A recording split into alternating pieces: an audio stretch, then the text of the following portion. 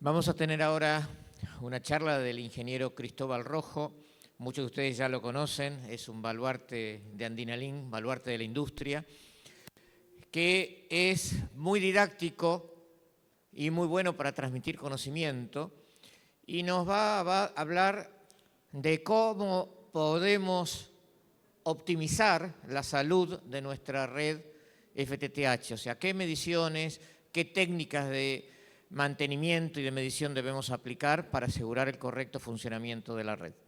Bueno, él viene de Viavi, que es un fabricante, un proveedor de instrumentos de medición para fibra y para HFC también, solo que el HFC se está muriendo. Está en terapia intensiva, ¿no? Yo lo he dicho muchas veces, a Doxy lo puse en terapia intensiva. Sí. Vamos a esperar a que switchen de Salvador a Cristóbal.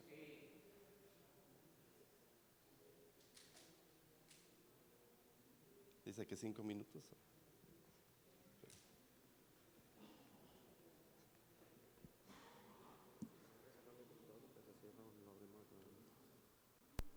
Cópiala al computador.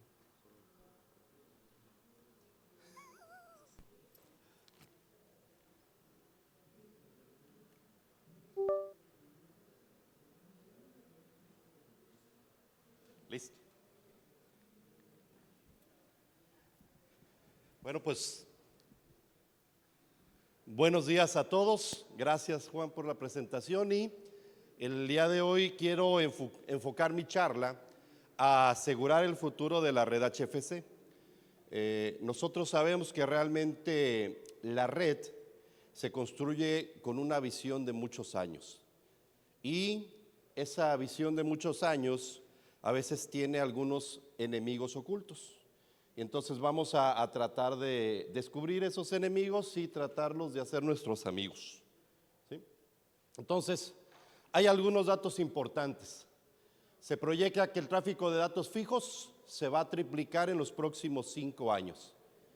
El día de hoy, para Latinoamérica, se considera un tráfico de 0.46 millones de petabytes, ¿sí? Para que nos demos una idea, un petabyte son 1 millón de gigas.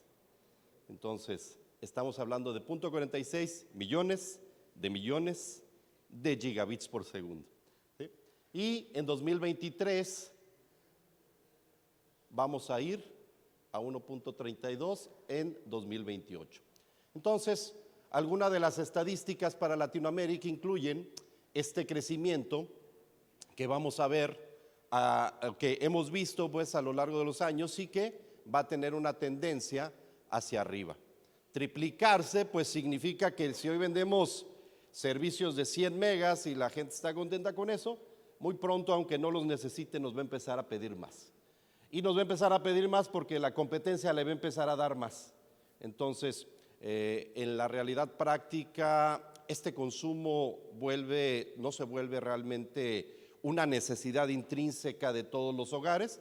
Sin embargo, el hecho de que tengamos que estar en esa competencia nos va a obligar a empezar a movernos a veces más lentamente, a veces más rápidamente hacia allá.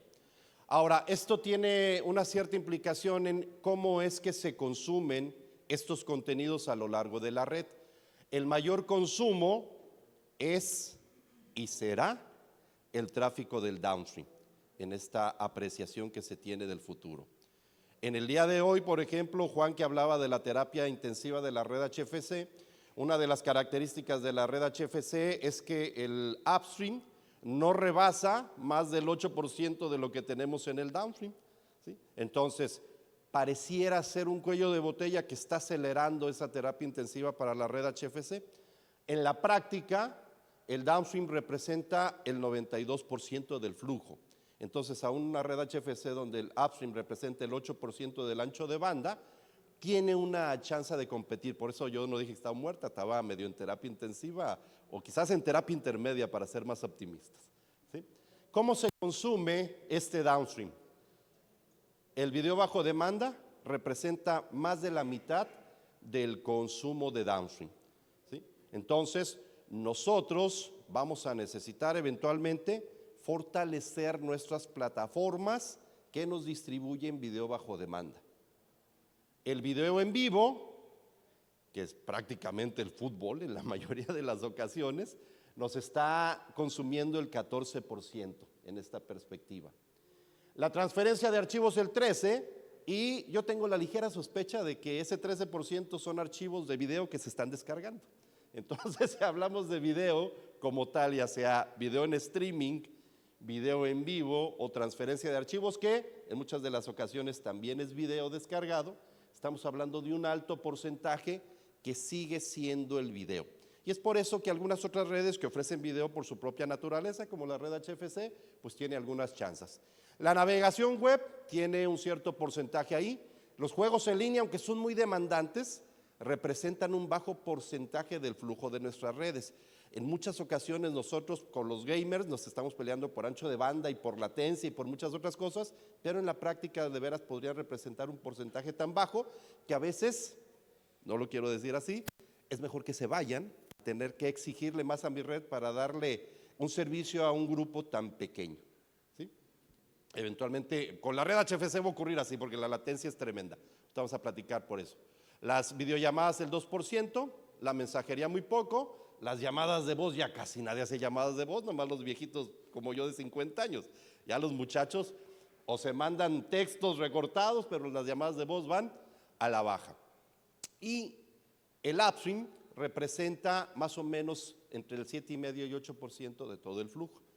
Entonces, eventualmente, ese truco publicitario de las redes simétricas todavía sigue siendo un truco publicitario al cual tenemos que competir. No es algo que no podamos hacerlo, pero de todos modos, de acuerdo a cómo la gente consume los contenidos, eventualmente no deja de ser eso, un truco publicitario. Entonces vamos a platicar qué es lo que tenemos aquí. Están las dos fuentes de la información, ¿sí? Y vamos a hacer una comparativa precisamente con la red HFC.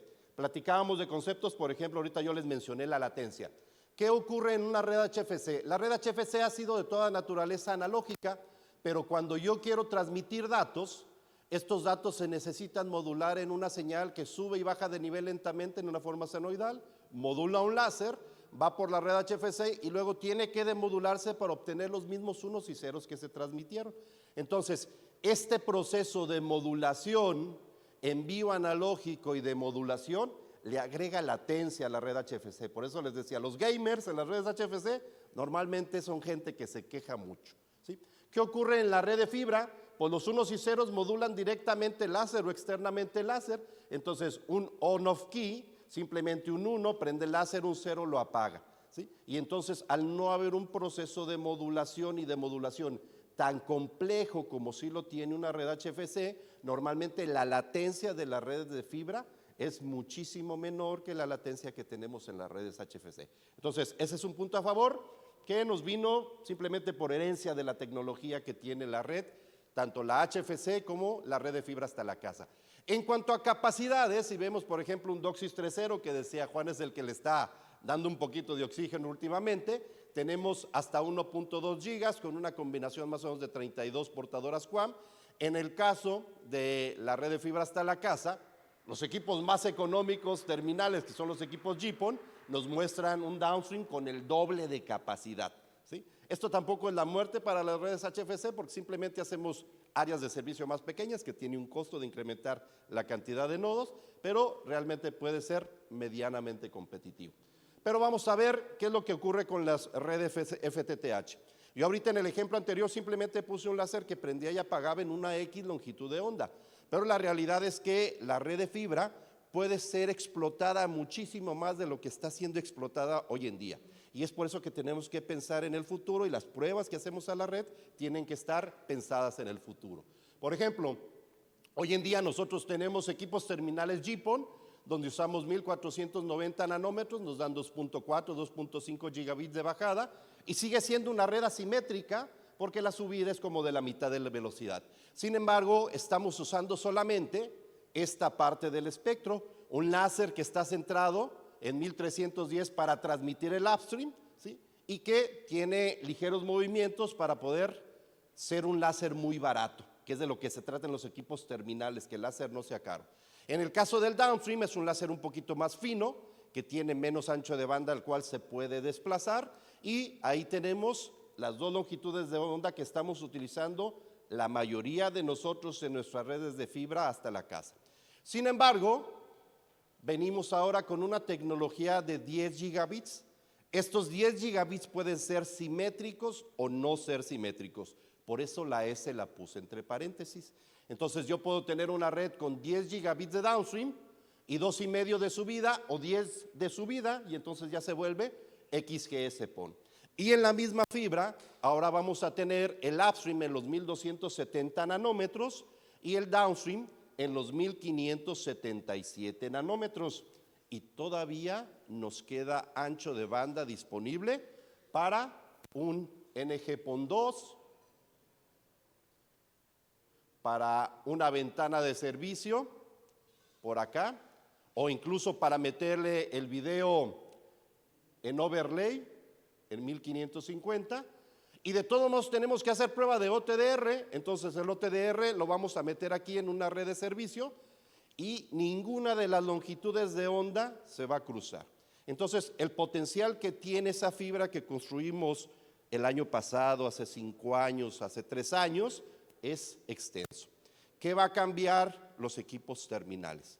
Y obviamente para que todo esto se soporte, yo debí de hacer algunas pruebas para comprobar que la red, pues cuando yo le pongo 1550 no tenga problemas, o que cuando yo utilizo 1577 por acá no tenga problemas. Entonces vamos a platicar de esas. Como ya dijimos, hay diferentes estándares de estas redes de fibra hasta la casa, algunos de ellos basados en Ethernet, que al menos en Latinoamérica no han tenido un impacto, yo diría, considerable, y el día de hoy nos vamos a enfocar en estos dos.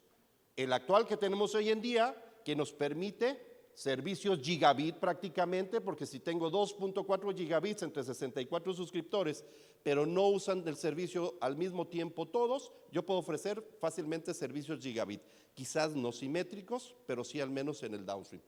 Y en el caso de la XGS-PON, pues yo tengo 10 gigabits disponibles. Voy a ver cuánto les puedo vender. Por ejemplo, puedo montar servicios empresariales sobre de la red, en donde a los residenciales le doy gigabit o menos, y a los residenciales les puedo asegurar una mejor velocidad con un mayor ancho de banda disponible, ¿sí? Sobre de la misma red. Las características se parecen, incluso la coexistencia está predefinida para que entre ellas dos coexistan sin mayor problema, aparentemente. Ya cuando empezaron a poner algunas XGS-PON vimos algunos problemas. Entonces, ¿cómo vamos a certificar una red FTTH? Y sobre todo, ¿cómo la vamos a certificar para múltiples longitudes de onda? Porque hoy en día es muy común que yo mida con un power meter 1490 nanómetros en la calle, y prácticamente es la única certificación que hago. Voy con un power meter al momento de instalar o antes de instalar, mido 1490, que tengo unos menos 25, menos 26 dBm, y ya de ahí para adelante yo creo que todo va a funcionar. En la práctica deberíamos certificar para varias longitudes de onda, ¿sí? Entonces, lo primero que tenemos que certificar en todas las redes de fibra, sin importar la tecnología, es la inspección y limpieza. Nosotros solemos usar conectores con férula de 2.5 milímetros, normalmente SCAPC, ¿sí? Esa férula de 2.5 milímetros contiene realmente el núcleo de la fibra. Ese núcleo son 125 micras, la octava parte de 1 milímetro. Y dentro de esas 125 micras hay 9 micras que representan el núcleo por donde fluye la luz de todos los servicios que estamos entregando y recibiendo. Entonces, la inspección es el único método que objetivamente nos certifica que no tenemos contaminación que vaya a afectar a la transmisión de la luz. El conector es el elemento más débil de toda la red, porque es el elemento que hasta nuestros clientes en su casa pueden manipular. Lo pueden desconectar, le pueden soplar para que no tenga polvo, o lo pueden limpiar con la camisa y lo pueden volver a conectar. Y pues ya pagaron el impuesto por tener su casa, entonces ellos adentro de su casa pueden hacer lo que les venga en gana.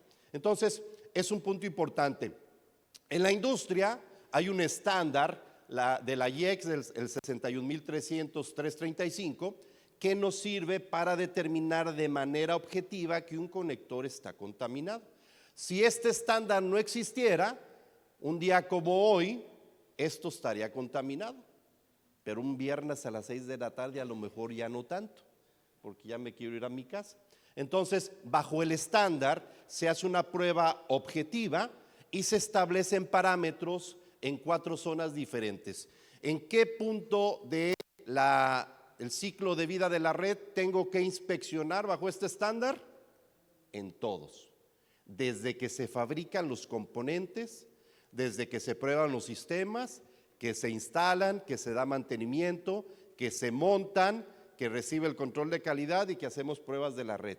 Y cuando la red falla y hay que hacer troubleshooting, hay que volver a inspeccionar y limpiar, ¿sí? El algoritmo se llama inspeccione antes de conectar. ¿Por qué? Porque la presión que se ejerce en 2 férulas cuando están conectadas entre sí es muy grande. Si yo no inspeccioné y limpié antes, la suciedad o contaminación de un conector puede ejercer tanta presión contra el otro conector que se le queda pegada por siempre. Entonces necesitamos, antes de conectar, hacer la inspección, ¿sí? Entonces, en esta inspección, como les decía, el algoritmo es, antes de conectar, inspeccionar. Si el conector está limpio, en este caso no, tenemos que hacer un proceso de limpieza. Ya saben, primero un proceso en seco y después un proceso en húmedo y un proceso en seco, normalmente. Una vez que hacemos el proceso de limpieza, tenemos que volver a inspeccionar. Si ahora ya está limpio, hay que inspeccionar el otro conector a donde voy a conectar en el mismo proceso, y cuando ambos conectores estén limpios, ya hay que conectarlos. No los vamos a dejar ahí, no les vamos a poner la tapita, no vamos a hacer nada más que al momento de inspeccionar los dos y que estén limpios, conectarlos, ¿sí? Es la única manera que nos asegura eso. Ahora, este estándar que platicamos ya tiene 20 años en la industria o más, ¿sí? Entonces, este estándar, después de esos 20 años, ha sufrido algunas modificaciones. En la realidad práctica, la siguiente versión de este estándar, que es del año 2022, es una versión más relajada. En el estándar original, nosotros establecíamos 4 zonas de verificación. Había unas zonas muy estrictas donde no se permitían defectos ni se permitían rayones, y había unas zonas menos estrictas, ya más fuera de la zona del núcleo, ¿sí? Sin embargo, en la edición de 2022 nada más se establecen 2 zonas, y la zona que antes era muy estricta ahora pasa a ser una zona más relajada, ¿sí? Por ejemplo, antes no se permitía que tuviera rayones o que tuviera defectos, y ahora permito que tenga de menos de 2 micras, no hay un límite para la cantidad de rayones o defectos que pueda tener, ¿sí? Esto es a través de 20 años de experiencia sobre de las redes. El hecho de que el estándar se relaje no significa que no tengo que inspeccionar. La única manera de saber si cumple con este de aquí o cumple con este de acá es usando un microscopio para amplificar 400 veces la cara del conector y poder ver una contaminación de hasta 1 micra, ¿sí? Entonces necesitamos hacer esta inspección. Posteriormente, y también una práctica que no es tan común, es poder determinar la pérdida de inserción que tiene nuestra red. Como yo les decía, casi la única prueba que hacemos es salir con un power meter, medir que tenemos una potencia con la cual las ONTs van a funcionar, y lo dejamos funcionando.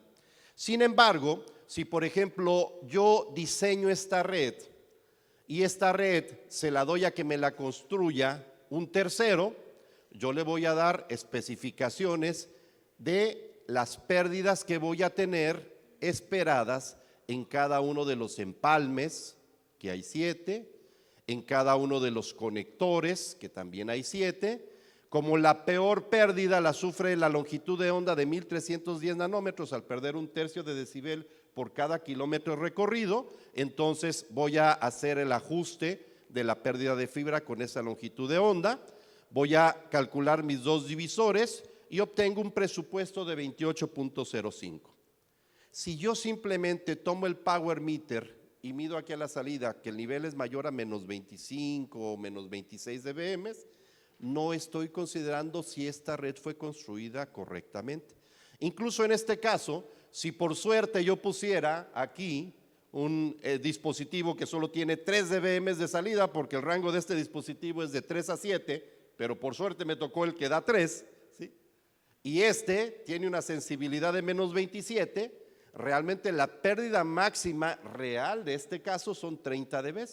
Simplemente mi presupuesto son 28.05, eso me deja un margen de menos de 2 dB. Si cuando cerraron la caja de empalme de este primer splitter se les dobló la fibra, esos 2 dB de margen pudieron quedar ahí, ¿sí? Si yo solamente mido la potencia al final, y este no fue el peor caso, en lugar de ser el de 3 fue el de 4, 5, 6 dBm de salida, la potencia puede estar bien y yo le pago al constructor de la red lo que le tenía que pagar. Al evaluar la pérdida de inserción, yo voy a evaluar realmente que se construyó bajo los parámetros del diseño. Entonces, la pérdida de inserción requiere que este dispositivo sea una fuente de luz estable. ¿Por qué? Porque la OLT, como puede producir 3, puede producir 7. Y es más, puede producir 3 en la mañana, 5 en la tarde y 7 en la noche, porque está dentro de su especificación.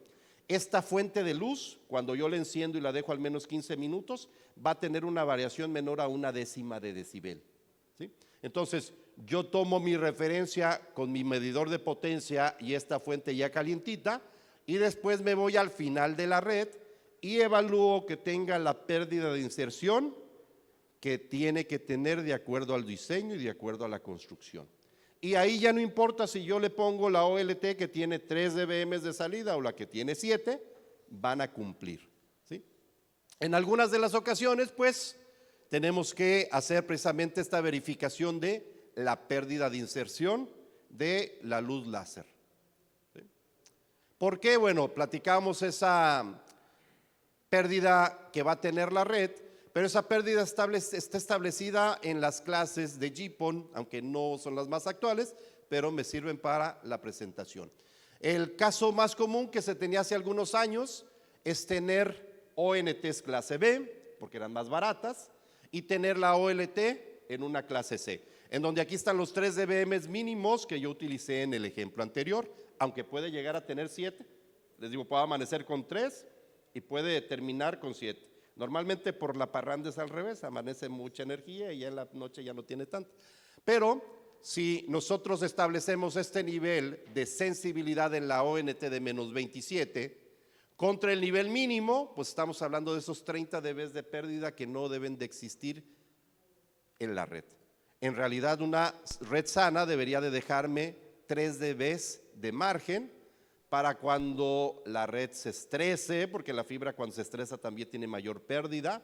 Cuando alguien se sube a hacer una reparación y le pone un cincho súper apretado y genera una pérdida por ese cincho en la fibra óptica, entonces todo eso se debería de consumir de esos 3 dB de margen que yo debo de tener. Entonces en la práctica yo debería de diseñar redes con 25, 26 o máximo 27 dB de pérdida de inserción, para que estos 3 que están aquí, entre los menos 27 y los más 3, siempre se cumplan, aunque la red tenga construida 1, 5 o 10 años, ¿sí?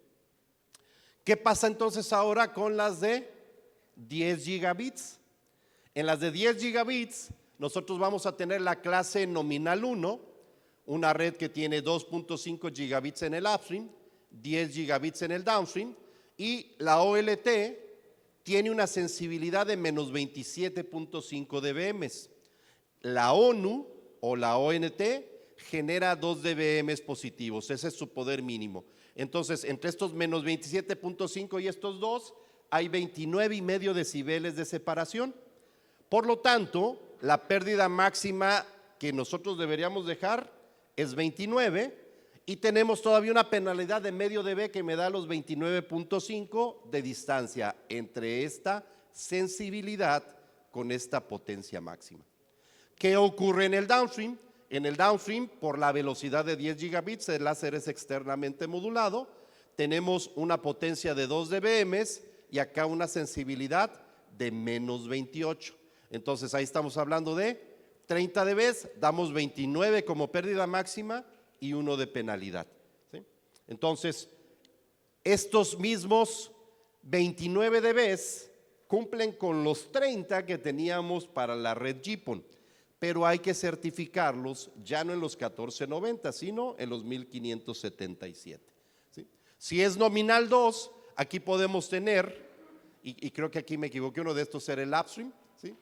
Una pérdida de 31 dB con penalidad de medio dB, 1 dB y 1 dB también acá, ¿sí? Entonces, la red va a seguir teniendo o necesitando menos de 30 dB de pérdida, y como yo les dije que en el mejor de los casos esa red, para que dure mucho tiempo y que le puedan pasar cosas sin que se me caiga el servicio, dejaríamos 3 dB de pérdida de inserción, ¿sí? Entonces, otro parámetro que eventualmente no medimos directamente es cuánta luz se refleja de la red. Normalmente la contaminación de los conectores produce un fenómeno que se llama reflectancia, ¿sí? Esa reflectancia es luz que en lugar de irse para enfrente, se regresa. Y esa reflectancia es importante medirla, sobre todo en aquellos sistemas donde estamos haciendo video overlay en 1550 nanómetros, porque el video overlay tiene mucha potencia. Nosotros llegamos a la ONT con menos 25 dBm para 1490, la parte de datos de GPON, pero si tenemos video overlay, está llegando a menos 3 dBm, menos 4 dBm, entonces si comparamos menos 25 contra menos 4, es una diferencia de potencia muy grande. Entonces, la cantidad de energía que se regresa en la fibra por los conectores contaminados mayormente, es necesario medirla. Hay dos métodos de medición.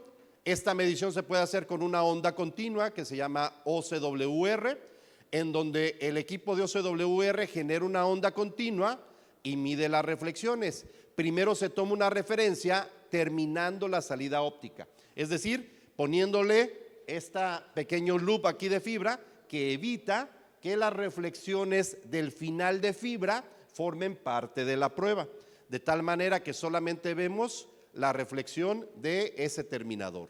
Una vez que hicimos la referencia, vamos a mover al final del dispositivo o la red bajo prueba este terminador y vamos a hacer esta misma medición, ¿sí? Esto es lo que vamos a obtener. Miren, una pérdida por retorno buena debe de resultar en más de 30 dB. Y como yo les dije que 1550 nanómetros, donde hacemos el video overlay, es eventualmente la más sensible porque es la que tiene más potencia, esta es la que debería de tener más de 30 dB. En este caso que tenemos más de 41, estamos correctos. Este equipo eventualmente es probable que no lo tengamos, de tal manera que este mismo procedimiento se puede llevar a cabo con nuestro OTDR. Todos los OTDRs profesionales, una vez que hacen la prueba del OTDR, miden toda la energía reflejada, ¿sí? Y de esa energía reflejada acaban obteniendo las pérdidas ópticas por retorno. La diferencia es que este valor puede llegar a ser 2 dB de error con respecto al procedimiento del equipo anterior que les mostré, porque el OTDR no genera una señal constante, genera un pulso pequeñito. Entonces, la cantidad de energía que se mide y que se regresa no es tan precisa. Pero si yo les dije que teníamos que tener más de 30 dB de pérdidas por retorno y tengo 40, entonces no importa que este procedimiento se haya equivocado en 2 dB, nuestro peor caso es que tuviéramos 39 y estamos todavía 9 dB por encima de esos 30. Si no tenemos video overlay, este parámetro no es tan crítico, pero como en nuestra red en algún momento no teniéndolo puede llegar a incluirlo, siempre tenemos que certificar para el futuro de la red, ¿sí? Entonces hay que considerar esto. Incluso los OTDRs yo le puedo poner una alarma que me diga cuándo está menor a 30, que me lo ponga de color rojo, ¿sí? Entonces vamos a platicar precisamente del OTDR. El OTDR es el instrumento más complejo que vamos a utilizar para certificar una red de fibra óptica. Entonces, este OTDR es un reflectómetro óptico en el dominio del tiempo. ¿Qué mide un reflectómetro? Reflexiones. ¿Cómo funciona este OTDR? Este OTDR me va a servir para evaluar todos los elementos de la red de fibra, conectores, fibra, empalmes, final de fibra. Cuenta con al menos un láser. Este láser se acopla a la fibra y está controlado por un generador de pulsos. Este generador de pulsos va a prender o apagar el láser durante un breve instante de tiempo, y esta luz láser va a empezar a viajar a 68% de la velocidad de la luz a través de la fibra. Cada vez que se encuentre uno de estos eventos, incluso la propia fibra, una pequeña parte de la luz se va a reflejar. Esa parte de la luz que se refleja es la que mide el OTDR.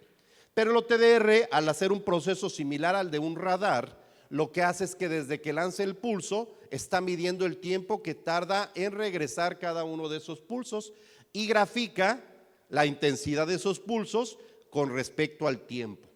Como el OTDR yo le configuré que la luz se estaba moviendo al 68% de la velocidad de la luz, al ponerle un coeficiente de refracción de 1.468, esta gráfica me la pone con la amplitud referenciada a la distancia.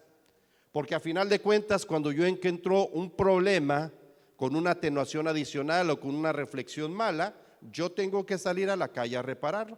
Y el hecho de que esto represente tiempo no me dice mucho, pero si el OTDR lo convierte a distancia, ya sea cuántos kilómetros o metros están los eventos que yo tengo que ir a reparar. Y obviamente estos eventos tienen diferente manera de verse en el OTDR. Aquí miren, tenemos este enlace de fibra que tiene algunos conectores, tiene algunos empalmes, incluso tiene por ahí un doblez de fibra.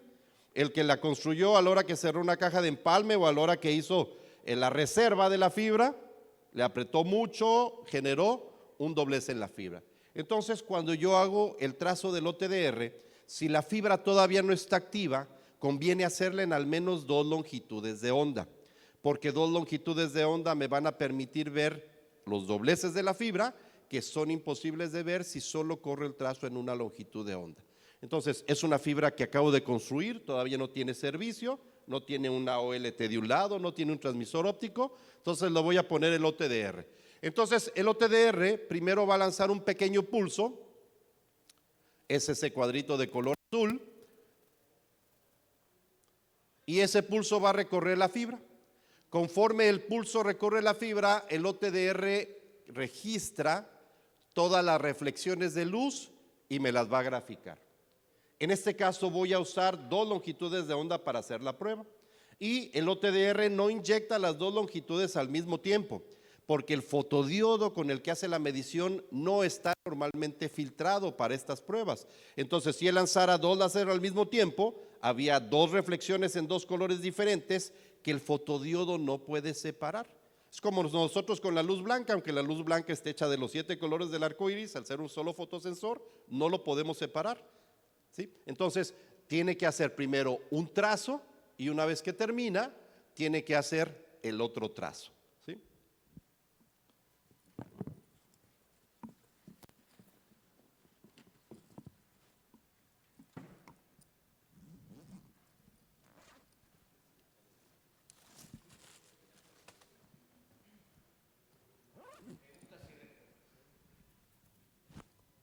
Parece un mago sacando el conejo de... ¿Sabes que me escucho más fuerte sin el micrófono, ¿verdad? Pregunta. Tienen que levantar su mano para responder. ¿Cuál de los 2 trazos corresponde a 1310 nanómetros y cuál a 1550?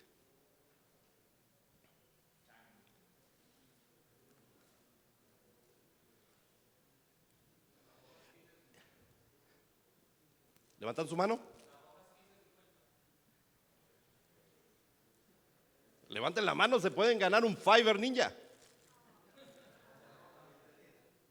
La roja es 1300, ¿por qué? Más fuerte. Perdón, mira qué mala puntería. Qué bueno que no soy beisbolista. Bueno, también no nos vas a poner tan exigentes. Si fuera una laptop le exigiría hasta el coeficiente de la pendiente.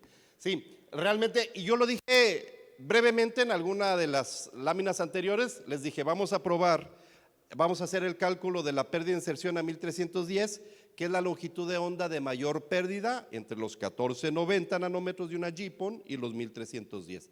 Entonces, la longitud de onda de 1550 pierde entre 0.2, 0.3 dB, 0.25, más bien 0.2, 0.25 dB por kilómetro, y 1310 es alrededor de 1/3 de decibel. Estos son parámetros, digamos, calculados por el OTDR. La realidad es que hay que revisar la especificación del fabricante, ¿sí? Pues entonces, la que tiene la mayor pendiente, como dice Juan, ¿no?, la pendiente más pronunciada, la que está abajo, es la de 1310 y la que está arriba es la de 1550, ¿sí? ¿Qué vamos a ver en el trazo del OTDR? Siempre que veamos picos hacia arriba del OTDR son eventos reflectivos. Esto ocurre cuando la luz viene por la fibra, llega al aire y se vuelve a meter a la fibra. Y el único momento en que ocurre eso es en los conectores. En los conectores, por más perfecto que sea el pulido, llega a pasar un poquito de aire y genera este pico reflectivo, ¿sí? Donde no hay pico reflectivo, pues significa que no es un conector, es normalmente una fusión, ¿sí? Entonces, este pico suele ser el conector del OTDR. Sin embargo, para poder evaluar correctamente el conector del enlace, es muy común que nosotros coloquemos una bobina de lanzamiento. Erróneamente, a veces los fabricantes decimos que las bobinas de lanzamiento eliminan la zona muerta. No hay nada que elimine la zona muerta, ya está muerta. En este caso, simplemente desplazamos el primer conector del enlace, la distancia de la bobina de lanzamiento. Entonces, el OTDR no puede evaluar la pérdida de los conectores si no tiene fibra antes y fibra después, porque para que el OTDR evalúe cuánto perdió este conector, tiene que ver cuál era el nivel aquí y compararlo con cuál era el nivel acá. Entonces, si es el conector del OTDR donde no tiene fibra antes, no puede evaluar la pérdida. Para evaluar correctamente la pérdida del enlace, yo le agrego una cantidad de fibrantes para que el OTDR vea la pérdida antes del conector del enlace y la pérdida después del conector del enlace. Prácticamente desplazo ese conector hacia adelante para poder evaluar su pérdida, ¿sí?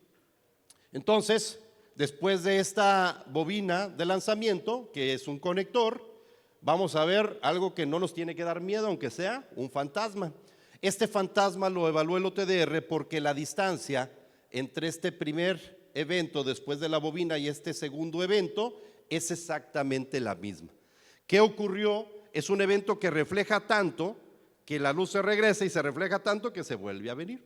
Entonces se genera como una especie de onda estacionaria y la manera en que el OTDR lo detecta es porque esta distancia es exactamente la misma que esta de acá. Entonces es un evento que realmente no existe en la fibra, se da por un fenómeno óptico de que algún conector está muy contaminado. Más adelante tenemos un doblez. La manera en que el OTDR detecta que es un doblez es porque en la mayor longitud de onda tengo una pérdida mayor que en la menor longitud de onda. Si se fijan, aquí se ve como si fuera un empalme, la caída de un empalme, pero en la de 1310 no se ve nada. Eso significa que la fibra está doblada, porque cuando yo doblo la fibra no todas las longitudes de onda se escapan igual. Las de más alto valor, 1550, 1625, se escapan más de la fibra que las de menos valor, ¿sí? Las de menor longitud de onda.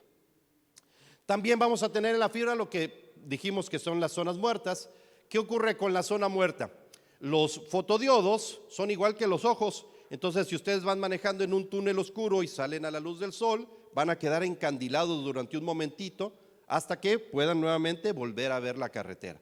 En este caso, ese tiempo en el que el fotodiodo se recupera de una reflexión se conoce como zona muerta, ¿sí? Mientras más alto sea la energía con la que se encandiló, pues esa zona muerta es más grande. Entonces está directamente relacionada al ancho del pulso. Mientras más grande es el pulso con el que se midió, hay más energía reflejada y el tiempo de recuperación es más grande. Entonces, cuando yo tengo dos eventos que están más cercanos que ese tiempo de recuperación convertido en distancia, se va a ver la suma de los dos eventos. Tengo una zona muerta que se llama zona muerta de atenuación, donde tengo un evento reflectivo junto a un evento de atenuación, ¿sí? Aquí es una unión por fusión normal. Fíjense, este no se ve como el doblez, porque aquí sí se ve una pérdida en las dos longitudes de onda, ¿sí? Aquí se ve una ganancia. Esto ocurre cuando yo construyo fibras o de diferente tecnología o de diferente año. Yo, por ejemplo, tengo una fibra que la construí hace 20 años y le voy a pegar otros 10 kilómetros de fibra nueva. Entonces es probable que en algún momento, cuando tiro el trazo del OTDR, se vea una ganancia. En ese caso yo tengo que irme del otro lado de la fibra y correr el OTDR, y en esa posición se va a ver una pérdida. Sumando la pérdida con la ganancia obtengo la pérdida real. No hay manera física de que un elemento pasivo como la fibra óptica, sin ninguna inyección de fotones, que es lo que hacen los amplificadores de luz, pueda tener una ganancia. La fibra nada más va a tener pérdidas. El trazo siempre tiene que ir hacia abajo con una pendiente, ¿sí? La zona muerta de evento es cuando yo tengo dos eventos reflectivos que están dentro de ese tiempo de recuperación del fotodiodo, y entonces se va a ver como un solo evento. El hecho de que se vea como un solo evento o como dos eventos tiene cierta relevancia para la ubicación, pero en el total de la pérdida sigue siendo exactamente lo mismo, ¿sí? Entonces, si nosotros consideráramos eventualmente un pulso más corto para que estos se vieran como eventos independientes, la suma de los dos eventos equivaldría a lo que estábamos viendo con la zona muerta original, ¿sí? Y ahora los fabricantes ahí somos medios mañosos, porque cuando les ponemos la zona muerta del OTDR, se la ponemos con el pulso más pequeño, y el pulso más pequeño es para un enlace de 200 metros. Entonces, si el enlace es más de 200 metros, esa zona muerta que yo le puse de 30 centímetros va a crecer, ¿sí? Entonces, hay que considerar eso al momento de que elegimos un OTDR, ¿sí? Aquí tenemos una unión mecánica que ya casi no se usan. En la prehistoria, donde nosotros existíamos con las redes HFC, un domingo que se rompía la fibra, nuestra mejor opción era hacer una unión mecánica, que realmente era un conector armado, que en este momento no se llamaban conectores armados porque las redes FTTH ni existían, ¿sí? Y tenemos el final de fibra, caracterizado porque después tenemos 6 dB. Todos los OTDRs, cuando ven una caída de más de 6 dB, lo consideran como un final de fibra. Por eso, para medir redes FTTH, la manera de detectar los eventos, al OTDR hay que decirle que es FTTH, para que la caída de un splitter de 1 a 8, que van a ser 9 o 10 dB, no lo considere como un final de fibra. Que cualquier caída mayor a 6 dB en un punto a punto es considerado como un final a fibra. Ya dijimos, cuando tenemos esta ganancia, una verificación cruzada, donde de un lado teníamos ganancia y del otro lado teníamos pérdida, nos va a permitir obtener la pérdida correcta, ¿sí? Y la mayoría de OTDRs ya lo que hacen es que toman estas detecciones automáticas y me las ponen en un diagrama unifilar. Incluso si yo le activé las alarmas, me dice si esta fusión cumple con lo que yo le dije para las fusiones, por ejemplo, 0.1 dB por cada fusión, o menos de medio decibel para los conectores. Entonces, en este diagrama ya me colocan estas especificaciones del pasa-falla predeterminadas, ¿sí? ¿Qué pasa ahora después del OTDR? Ya vimos que es una herramienta muy compleja con las mediciones de potencia. Normalmente nosotros, cuando solo tenemos GPON, usamos un medidor de potencia que se conoce como broadband, que tiene un solo fotodiodo que convierte la luz en una señal eléctrica. Esta señal eléctrica, después de convertirse a numeritos, se tiene que pasar por una tabla de calibración. ¿Por qué? Porque este fotodiodo no responde igual a todos los colores, ¿sí? Entonces, esta tabla de calibración se hace por color, y aquí es donde yo decido en mi Power Meter. Si estoy midiendo 1310, le uso la tabla de calibración de 1310. Si estoy midiendo en 1550, uso la tabla de calibración de 1550. El fotodiodo es exactamente el mismo, no cambia. Lo único que hago al elegir una tabla de calibración distinta es el fabricante, que ya probó ese fotodiodo y que sabe cómo responde esa longitud de onda, para poder dar una medición correcta, utiliza estas tablas de calibración, ¿sí? Entonces, este es un ejemplo, es un medidor de potencia que lo único que tiene es un fotodiodo. En este caso, por ejemplo, el tipo de conector simplemente centra la férula, nunca hay contacto con la férula, por lo tanto nunca hay contaminación, y la luz es vertida sobre del fotodiodo. Algunos de los ejemplos, este equipo y este de acá, que usan el mismo principio. Este fotodiodo no deja de ser muy especial. Yo, por ejemplo, en México, donde vivo, lo puedo llevar a Hermosillo, donde en el verano puede haber 48 grados a la sombra, o lo puedo llevar a Toluca en invierno, donde puede haber menos 3 grados, y el fotodiodo va a producir exactamente el mismo voltaje con la misma cantidad de luz, aunque esté a 48 grados centígrados o a menos 3. O sea, es un fotodiodo, y por eso a veces los Power Meter cuestan diferente. Por ejemplo, el tamaño del fotodiodo me permite que si el conector está angulado, yo lo pueda girar y siempre reciba suficiente luz para medir. Los fabricantes que usan un fotodiodo más pequeño, yo pongo la fibra y a la hora que lo giro varía 3 dB, ¿sí? Entonces son cosas que son importantes y que tienen que ver con la calidad de los fotodiodos. Entonces, este me sirve para medir diferentes colores, sí. Cuando yo le inyecto un color, produce un voltaje, pasa por la tabla de calibración y me dice su nivel en dBms.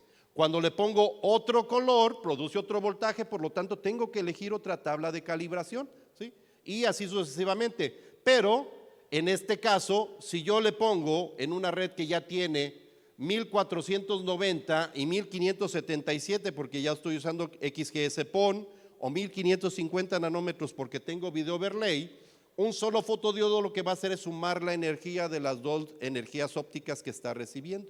Y por lo tanto, no importa que yo elija aquí la tabla de calibración de 1490 y la de 1550, esta energía es la misma y no representa la energía individual de cada una de las longitudes de onda. Entonces, ahora que esa red la vamos a empezar a usar para XGS-PON y que ya va a tener más longitudes de onda ahí metidas, este tipo de medidor deja de ser útil para esa aplicación. En este caso tenemos que usar medidores de potencia filtrados o selectivos. En este ejemplo, por ejemplo, tenemos uno de 2 longitudes de onda, en donde después de dividir la energía la vamos a filtrar, ¿sí? No traigo otro monito, pero ¿para qué tecnologías es este Power Meter? XGS-PON, ¿y cuál otra? Y GPON. 1490 para GPON, 1577 para XGS-PON, ¿sí? Entonces, una vez que está filtrada la luz, ya le puedo poner un fotodiodo broadband, porque ya le puse sus lentes polarizados y ya no le va a llegar cualquier luz, le va a llegar la luz que pase por el filtro, ¿sí? Entonces, esto convertido a señal eléctrica con sus tablas de calibración correspondientes me da la potencia correcta. Entonces, aquí no importa que haya varias longitudes de onda al mismo tiempo, solamente van a pasar las que están especificadas en los filtros, fabricadas físicamente, y obviamente como tiene sus tablas de calibración me va a dar el valor correcto en cada una de ellas, ¿sí? Entonces son medidores de potencia filtrados. En este caso solamente sirve para medir el downstream, porque el upstream en GPON es 1310 nanómetros y en XG-PON 1270 nanómetros. Entonces, si yo quisiera medir también lo que viene de la ONU o ONT, yo necesito dejar un pass-through para que le llegue 1490 o 1577 y entonces hacer el mismo proceso de filtrado para el downstream, donde puede haber 2 longitudes de onda, y la de 1310 obtenerla de un acoplamiento en la reversa para poderla medir. Y entonces ahí tengo un power meter que me mide GPON y me mide video overlay, ¿sí? Y también tenemos de estos, miren. Este tiene 5 power meters integrados. Tiene 2 power meters para el upstream y 3 power meters para el downstream. Y mide XGS-PON, y mide video overlay, y mide GPON, ¿sí? Entonces, mientras más explotemos la red y más lambdas le coloquemos a la red, nosotros vamos a necesitar también equipo de medición más sofisticado, ¿sí? Es correcto. O sea, si le conecto un power meter a la ONU, no mido nada. Sí. La ONU no responde hasta que no le digan responde. Y quien le dice transmite es la OLT. Entonces, si no recibe 1490 en el caso de GPON o 1577 en el caso de XGS-PON, nunca va a hablar. Por eso se ejecuta este pass-through, es decir, es un instrumento de medición que tiene un puerto para la OLT y un puerto para la ONT, así como aquí. Le llega la luz para medir el downstream, pero esa luz la deja pasar a la ONT y de regreso toma una muestra en el retorno para medir el upstream, ¿sí? Si lo conectan al revés, no mide tampoco. Pero está muy fácil, arriba del medidor hay un puerto que dice ONT y otro que dice OLT. Si lo conectan al revés, pues hay que ir a bajarse la cruda y regresar a medir, ¿sí? Ahora, también hay opción de que la OLT transmita información que se llama PON ID. Este PON ID forma parte de la trama estándar de GPON, se le tiene que activar a la OLT, pero me permite ver el número de serie de la OLT. En algunos sistemas se aprovisionan las ONUs antes de enviarlas. Entonces yo digo, esta ONU va a ser para este cliente que está conectado en este puerto de la OLT y está provisionado. Pero si el que construyó le valió madre y combinó los hilos de una ONT con otra, nunca se va a provisionar.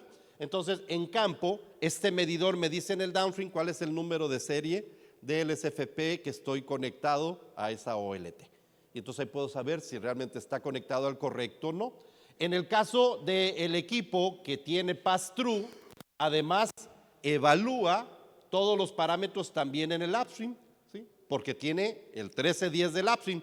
Evalúa, por ejemplo, en el caso de este que tiene pass-through, evalúa el número de serie de la ONT, que no lo puede evaluar el otro porque nomás tiene downstream. Este que sí tiene upstream lo puede evaluar. Evalúa si el video está correcto, si el enlace en 1310, en 1490 están correctos, ¿sí? Qué tipo de clase le avisa la ONT que tiene, y como sabe la clase, tanto de la ONT como de la OLT, evalúa si las potencias son correctas sin que yo le tenga que poner límites, ¿sí? Ahora, ya llegó la luz a la casa, pero ahora hay que hacer pruebas. Entonces necesitamos, una vez que estamos ya entregando los servicios, hacer pruebas a nivel de luz, hacer pruebas a nivel de Ethernet y hacer pruebas a nivel de Wi-Fi.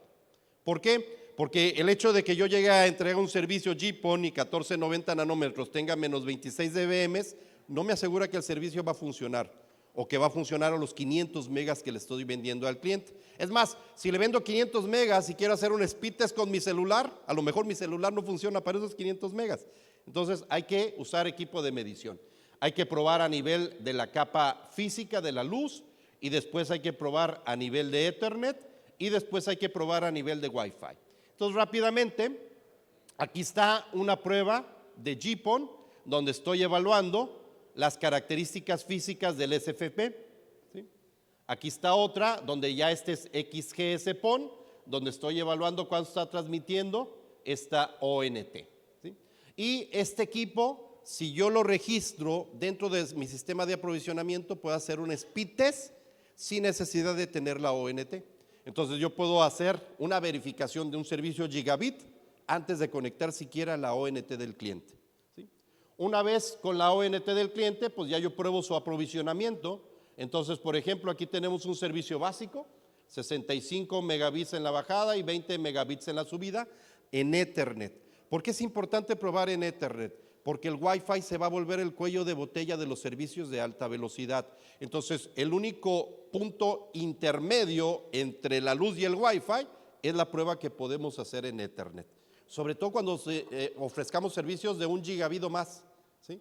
Entonces, aquí, por ejemplo, ya tenemos un servicio ligeramente más grande de 220 megabits, y aquí tenemos un servicio gigabit simétrico, ¿sí? Muchos computadores que ustedes llegan a la casa y conectan aún por Ethernet no van a ser capaces de poder hacer una prueba de speed test de 1 gigabit simétrico. Entonces, un equipo de medición genera menos tentación que traer una computadora Mac para poder hacer esta prueba, y tiene más prestaciones, ¿sí? Y una vez que probamos en Ethernet, hay que probar en Wi-Fi, y Wi-Fi tiene una capa física en RF que está radiada al aire, que hay que comprobarla.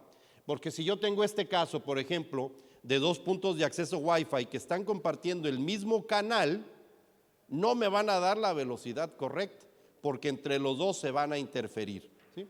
Entonces, no importa que compartan el mismo canal, pero aquí lo importante, además de compartir el mismo canal, es que están a la misma potencia, ¿sí? Yo puedo tener mi vecino en el mismo canal de Wi-Fi que yo, pero si está suficientemente alejado y nos le puso un amplificador rompemuros para el Wi-Fi, entonces su nivel de señal va a llegar mucho más bajo, 6, 8, 10, 12, 20 dB por debajo del mío, y el mío va a funcionar. Pero aquí fíjense, los dos access point están compartiendo, tanto para la red de 2.4 como para la red de 5 GHz en RF, el mismo canal.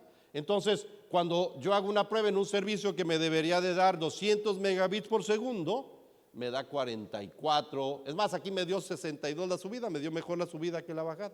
Entonces no cumple con esa condición, pero no cumple porque hay un problema de RF de la Wi-Fi, ¿sí? Como probamos en Ethernet, sabemos que el aprovisionamiento está correcto. Si no probé en Ethernet y no sé cómo probar en Ethernet, o no tengo que probar en Ethernet, pues ya valió, ya no sé qué más hacer, Y aquí están servicios Wi-Fi de mediana velocidad y de más alta velocidad, ¿sí? También los celulares de gama media o gama baja que a veces traen los técnicos no van a poder hacer una prueba de 600 megabits por segundo sobre del Wi-Fi, ¿sí? Y con eso termino mi charla. ¿Preguntas? Hay tiempo para preguntas. Tenemos a Steve allá afuera esperando.